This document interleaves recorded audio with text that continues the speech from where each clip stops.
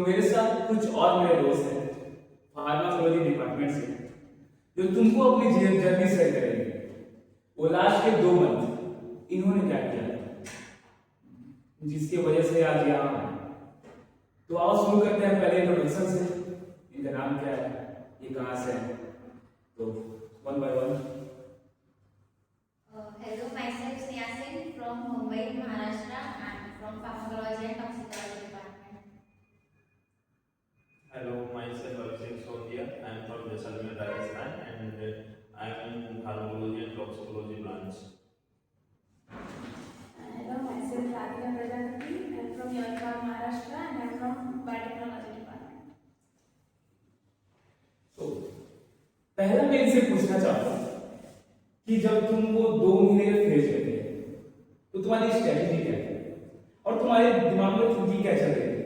ऐसा लगा था कि नाइपर हो पाएगा या इन्हीं को बस डाउट है कि इनसे नहीं हो पाएगा, या 2 महीने बहुत कम समय है, क्या तुम्हारे पास बहुत साल का समय था, 1 साल से तैयारी कर रहे थे, ऐसा कुछ था?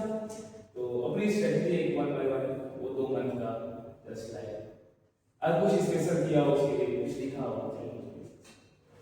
नहीं गाइस, जैसे आप लोग भी जो फेज में जैसे आपको लग रहा है कि नहीं भाई मेरे से होगा कि नहीं होगा, तो भाई हम सब भी मतलब मैं भी वही फेज से गुजरी हूँ। ऐसा नहीं कि भाई 1 साल 1.5 साल 2 साल पहले से ही प्रिपरेशन चालू थी, मतलब करते रहते भाई 8-9 महीने से, पर मेन जो अंदर से आता है वो तो लास्ट के 3-4 महीने यानी जो 2-3 महीने हैं तभी आता है कि नहीं भाई करना है। तो डाउट तो बहुत रहते हैं, पर फिर जब जैसे वो डेट पास होता है कि हाँ भाई 1-2 महीना बाकी 1 महीना बाकी, तो सिर्फ मेरे को लगा कि 2 ही चीज आपको ये कर सकते हैं, तो कंसिस्टेंसी और फोकस। और फोकस के लिए मतलब जैसे कि अभी मेरा जो एक रूम था, पर्सनल रूम, तो उधर एक कबर्ड था, तो मैंने उधर मतलब सब चिपका के रखे थे, जैसे मोटिवेशनल कोर्स या लिख के रखे थे कि हाँ 1.5 से होगा 9 पर, क्योंकि मेरा मतलब सबके ड्रीम है अपने फार्मेसी जो परसों कर रही थी 9 पर में जाना है। और स्टार्ट में लगता है कि भाई कौन कौन से सब्जेक्ट्स करूँ ये वगैरह ये सब, तो फिर मतलब बहुत ख्याल आता है दिमाग में, पर सब आराम से फोकस की और कंसिस्टेंटली जो करोगे सब होगा।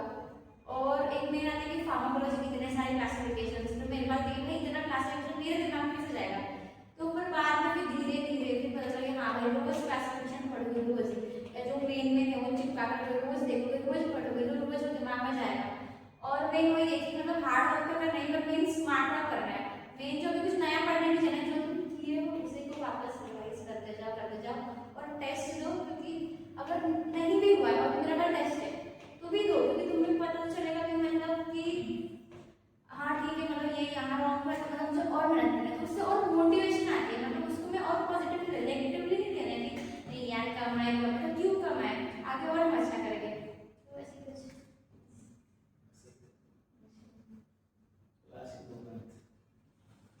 लास्ट के 2 मंथ बहुत जरूरी होते हैं, क्योंकि लास्ट के 2 मंथ ही डिसाइड करते हैं कि आपका सिलेक्शन होगा कि नहीं होगा। और डाउट होना, सेल्फ डाउट होना ह्यूमन नेचर है, क्योंकि डाउट होता ही है किसी भी एग्जाम में, कोई भी हो। आपकी अगर फर्स्ट रैंक भी लग जाएगी ना, तब भी आप श्योर नहीं थे एग्जाम की तैयारी से पहले कि आप की लगेगी, क्योंकि डाउट होना ह्यूमन नेचर है। और सबसे मेन चीज है कि बार बार रिवाइज करना। और जीपेट का तो ठीक है कि जीपेट में टाइम का इतना ये नहीं रहता, लेकिन अगर तुम बार बार रिवाइज करोगे तो नाइपर में बार बार रिवाइज करने का ही फायदा होता है, क्योंकि 2 घंटे का टाइमिंग होता है और 200 क्वेश्चन होते हैं, तो बार बार रिवाइज करोगे तो तुम्हें अच्छे से रिवाइंड होगा। और बहुत जरूरी होता है, क्योंकि उसमें टाइम मैनेजमेंट ही वो सबसे ज्यादा जरूरी होता है। और हो ही जाता है आखिरी में, क्योंकि मेहनत करोगे तो हो ही जाता है। So basically when the date comes, सारे सबकी हिल जाती है डेट जब आती है, तो चाहे तुम सेकेंड ईयर से पढ़ते रहो, थर्ड ईयर से पढ़ते रहो, डेट आती है तो हिल जाता है इंसान।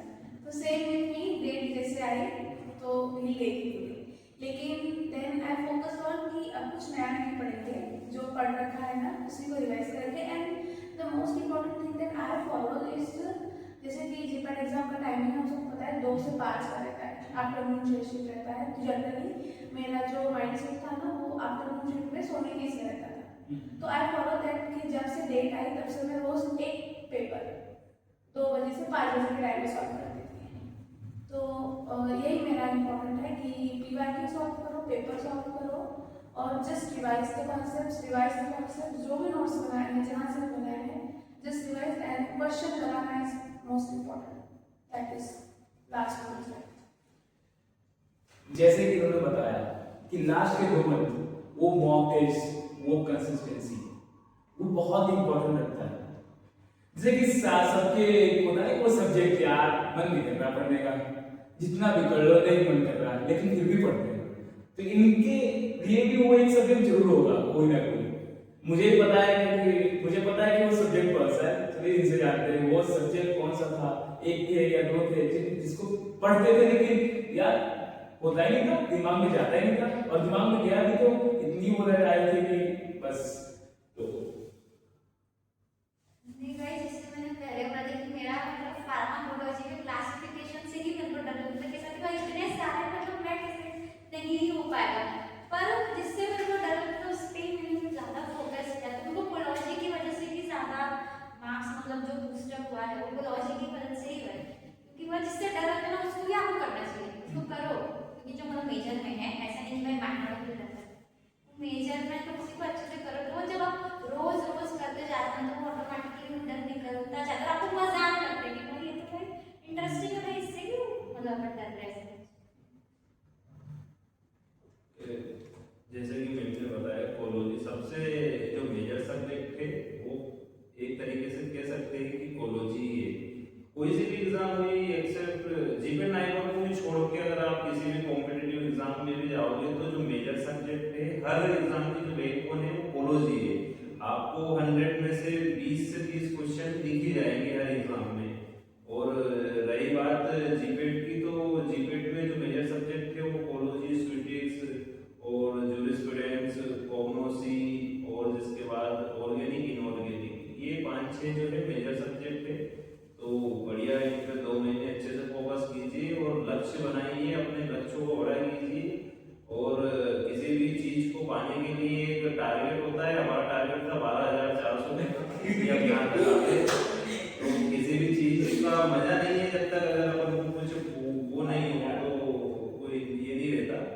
तो हमारा वो था कि नहीं 12,400 मिलेंगे, इसके बाद में पढ़ाई के साथ में जीवन मस्त होगा, और जीवन मस्त है या कि मस्त कट रहा है। और आज स्टाइपेंड भी आ चुका है 1 तारीख तो इसलिए आज आप हमारे चेहरों की खुशी देख ही सकते हो। और आप भी तैयारी कीजिए, 2 महीने मस्त फाड़ के रखिए, ठंडी का टाइम है, मस्त रात भर पढ़िए, सोइए, मस्त जीवन वीकनेस तो होती है मेरी भी एक, जो आई थिंक ऑलमोस्ट सबकी होती है, ऑर्गेनिक केमिस्ट्री। ऐसे दिमाग में जाती थी और 1 सेकंड के अंदर उड़ जाती थी, highly volatile subject for me. तो मैंने ऐसा सोचा कि ऑर्गेनिक केमिस्ट्री को अपने सर पे हावी नहीं करते हैं, लेट गो, अपनी जो स्ट्रेंथ है उसको पकड़ते हैं। कोलॉजी को पकड़ा, स्ट्रेंथ है क्योंकि सिटिक्स भी अच्छा था इसलिए ऑर्गेनिक केमिस्ट्री थी, लेकिन ऐसा नहीं कि पूरा ही छोड़ दिया। इंपॉर्टेंट टॉपिक थे जैसे memory reaction, basic organic chemistry, वो सारा अच्छे से किया। बाकी जो वीक्स लगता था उससे डर, तो लास्ट 2 मंथ में उसको, क्योंकि मुझे ऐसा लगता था कि उसके पीछे जाऊंगी तो बाकी प्रिपरेशन अपडेट होगी, इसलिए मैंने स्ट्रेंथ पकड़ा, वीकनेस को छोड़। जैसे कि मतलब केमिस्ट्री तो भाई सब थोड़ा भूल गए, केमिस्ट्री तो सबका ही मतलब जो 1-2 जन को छोड़ के तो थोड़ा एक्सेप्शन होता है, सबका डरावना सब्जेक्ट तो केमिस्ट्री ही होता है। तो मतलब वही है कि मतलब पूरा नहीं छोड़ना है कि भाई नहीं तो केमिस्ट्री छोड़ रहे, पूरा नहीं है, जो मेन इंपॉर्टेंट टॉपिक है वो करना ही करना है। जैसे ऑर्गेनिक केमिस्ट्री में नेम रिएक्शन है वो हर साल आना ही आना है, उसमें क्वेश्चंस फिक्स ही है, 3-4 नेम रिएक्शंस तो आए। तो वही मतलब आपको नेम रिएक्शन जब आप भी किया होगा कि एक पेपर में सब लिख के रखे, उसका क्या है स्टार्टिंग पॉइंट, उसका रिएजेंट है, एंड प्रोडक्ट वगैरह सब। फिर मेडिकेल वो भी मतलब मेरे को मेडिकेल बिल्कुल नहीं पसंद है, लेकिन मैं आता नहीं था और समझता नहीं, बट तो भी मेन टॉपिक्स तो करना है, पूरा मेडिकेल में ही छोड़ के जाना है। नहीं, मेडिकेल में तो ऐसा है कि अगर आप कोलॉजी अच्छे से पढ़ लेते हो तो हो जाता है। 5 में से 3 क्वेश्चन तो आप आराम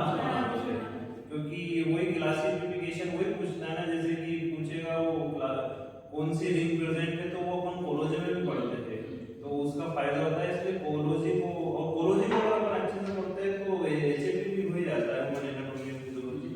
तो इसलिए बेस है सब सभी एग्जाम का। और आप बोलिए।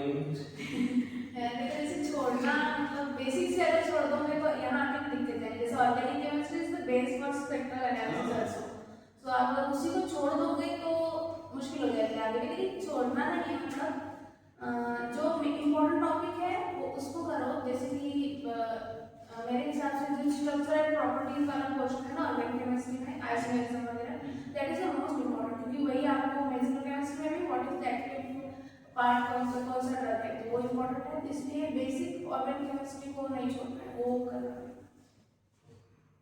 और अगर जैसे कि हम दोनों कोलॉजी से है, इसलिए कोलॉजी वाला कर रहे हैं, फार्मास्यूटिक्स भी उतने ही इम्पोर्टेंट है, वो भी करना है, क्योंकि फार्माकोलॉजी और फार्मास्यूटिक्स दोनों लाइक दोनों के आजू बाजू की स्टूडेंट्स का भी बोला है। जैसे जूरिस्प्रूडेंस बोलते हैं कि स्टूडेंट्स के अंदर ही आता है, तो ये कुछ ऐसे सब्जेक्ट है ना जो कि मार्क्स बूस्टिंग सब्जेक्ट है। जैसे कि जूरिस्प्रूडेंस हुआ, उसमें आपको 5 से 6 क्वेश्चन मिलेंगे ही मिलेंगे।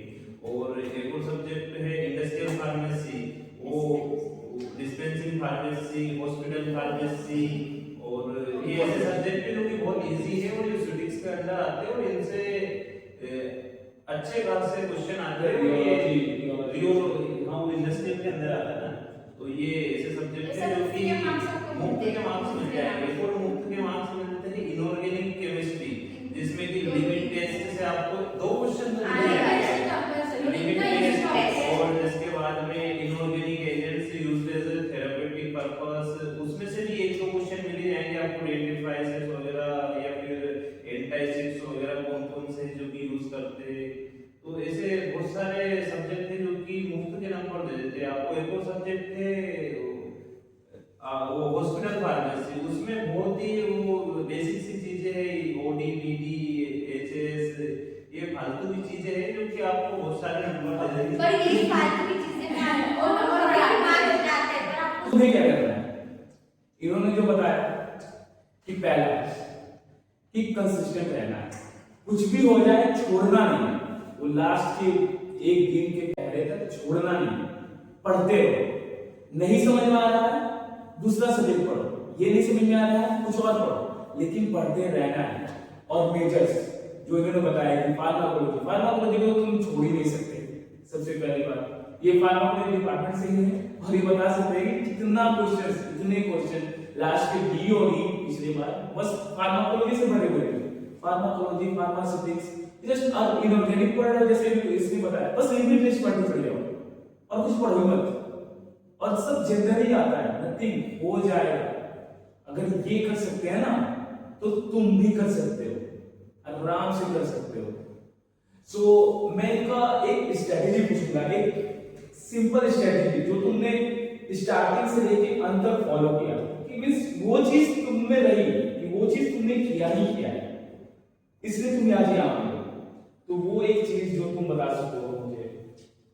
मतलब एक स्ट्रेटेजी टाइप नहीं, पर एक लाइन जो मैं खुद को अपने दिमाग में रखी थी कि भाई बिलीव इन योरसेल्फ, मतलब पहले खुद पे विश्वास रखो तो ही होगा। भाई तुम लोग खुद ही सोचो कि नहीं होगा, मेरे से नहीं होगा, तो भाई नहीं होने वाला। भाई तुम खुद पे विश्वास करो कि हाँ भाई होगा मेरे से, तो भाई होने ही वाला, अपना 100% दो बस। मैं मानता हूँ अगर मैं आज यहाँ हूँ तो जब मैं ग्रेजुएशन में था तो उस समय मेरी रेगुलरिटी और कम पढ़ना लेकिन अच्छा पढ़ना और कॉन्सेप्ट के साथ में पढ़ना, तो उसी की वजह से मैं यहाँ तक पहुँचा हूँ। और रेगुलर पढ़ना, किसी भी चीज़ में रेगुलरिटी ही आपको, वो कहते हैं ना कि बूंद से बड़ा होता है, तो वही चीज़ है कि कम पढ़ो लेकिन डेली पढ़ो, तो उससे हो जाता है। Similar, consistency and most important is confidence, I think, क्योंकि ये लास्ट 2 महीने ऐसी स्टेज है कि कहीं ना कहीं कॉन्फिडेंस कम ज़्यादा होता है, तो कॉन्फिडेंस हमेशा बूस्ट अप पे रखो और कंसिस्टेंसी अब तक जो मेंटेन की है थोड़ी और स्पेस बढ़ाओ और वही 2 महीने कंटिन्यू रखो, कॉन्फिडेंस रखो। तो इनकी बातों से मैं कुछ बातें निकालूं तो वो 3 चीज क्या है? तुम्हें रेगुलर रहना है, आखिरी दिन तक रेगुलर रहना है, कंसिस्टेंसी, मतलब कुछ भी हो जाए पढ़ना नहीं छोड़ना है। और तीसरी कॉन्फिडेंस, मतलब कुछ भी हो जाए कि नहीं हो पा रहा है, नंबर कम आ रहे हैं यार, क्या हो जाएगा, वो तुम्हारा आखिरी नंबर थोड़ी है, वो डिसाइड करना ही नहीं है। यहाँ पे किसी से ही पूछ लो, किसी के अच्छे नंबर नहीं आते थे, लेकिन सब है आज यहाँ पे है ना, क्यों है? क्योंकि इन्होंने छोड़ा नहीं है। तो बस छोड़ना नहीं है, बस छोड़ो मत, पक्का फोड़ दोगे, पक्का फोड़ दोगे। तो लास्ट क्वेश्चन इन सबसे कि वो एक्सपीरियंस, वो सीट मिलने का एक्सपीरियंस, जो नाइट में एक सीट अलॉट होता है, तो उसका एक्सपीरियंस कुछ शेयर करो कि वो खुशी क्या होती है अंदर से, यस नाउ हम जा रहे हैं नाइट पर, अब तो जा रहे हैं। सो गाइस खुशी की बात करो तो भाई बहुत मतलब बहुत खुशी होती है कि एक तो मेरा जनरल कास्ट है, तो जनरल कास्ट में समझ सकते हो कि तेरे दुख मेरी जिंदगी, और तुम्हें जब सीट मिली मुझे तो हाँ नाइट पर मेरे को लॉजी डिपार्टमेंट में, वो फार्माकोलॉजी में ही चाहिए, तो मुझे बहुत खुशी हुई। मेरे घर वालों को, मेरे मम्मी और मौसी थे तो रो पड़े थे मेरे, तो मुझे मिला। खुशी बहुत होती है जब आप कंपटीशन फेस करके यहाँ आते हो, 2% में आप आते हो, तो वास्तव में आपको खुशी होती है। और सबसे ज्यादा खुशी होती है जब 12,400 आते हैं। जब सीट मिली ना, जिस दिन हमारी काउंसलिंग थी उस दिन हम 3-4 फ्रेंड्स साथ में गए थे, और मेरे साथ वाले जो थे उन सबकी रैंक मेरे से अच्छी थी, तो उन्होंने मुझे छोड़ दिया कि भाई हाजीपुर में लेना है या नहीं लेना है, छोड़ो मोहाली तो गया अभी। तो हम सब निकल गए मोहाली घूमने के लिए। तो वहाँ पे एक जैसे ऑनलाइन सारे सीट मैट दिखा रहे थे, तो मैं ऐसे देख रही थी, मेरे एक फ्रेंड ने मुझे पूछा कि लेकी बोलिया चल, तो वैसे कैब घुमाई। शाम को 5 बजे जब मैंने रैंक की, उससे जस्ट 2-3 रैंक पीछे चल रहा था काउंसलिंग, मैंने ऑन टाइम गई और मैं बस जैसे कि जन्नत मिल गई हूँ भाई। सबसे पहले जन्नत मिल गई। सो यही सब बातें थी, कुछ कहानी थी, सबकी एक अलग अलग कहानी होती है। होपफुली अगली कहानी तुम्हारी।